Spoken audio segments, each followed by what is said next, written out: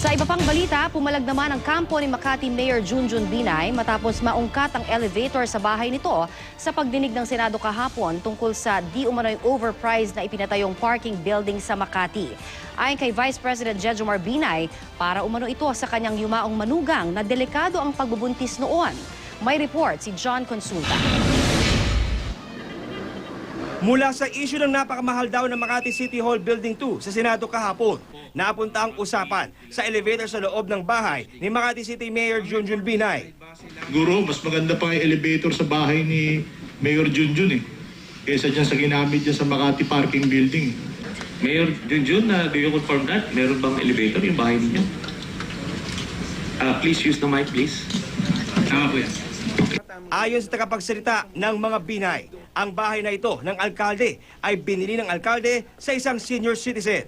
Ang elevator daw sa bahay ang dahilan kung bakit ito nagustuhan ni Mayor Binay. Dahil nung panahong yun, buntis ang asawa at halos di raw makalakad.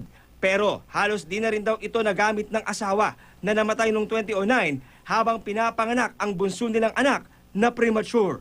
Ganito rin ang sagot ni Vice President Jejomar Binay. Para umano ito sa manugang na delikado noon ang pagbubuntis. Sinasabi ko na sa iyo, yun isang dahilan kung bakit napag-isipan ni Mayor Junjun yun para dun sa asawa niya. Malungkot na namatay na nga sa panganganak. Buntis pa naman yung asawa niya. Mula elevator, inungkat ni Bundal ang mga birthday cake na pinamimigay daw ng Makati City Government sa mga senior citizen. Sa Senado, kinumpara ni Bundal ang cake ng Makati sa dalawang kilalang bake shop. 1,000 piso raw ang isang birthday cake ng Makati, samantalang 300 hanggang 500 pesos lang daw yung sa dalawang kilalang bake shop. Sa isang pahayag, sinabi ni Makati City Administrator Eleno Mendoza na 306 pesos lang kada birthday cake ang pinamimigay nila. Pinakita pa nila ang isang purchase order noong February 20, 2014 kung kailan sila umorder ng 53,950 na piraso ng cake mula sa Team State Food and Beverages Corporation. Ang kabuuang presyo ng order umabot sa mahigit 16 na milyong piso.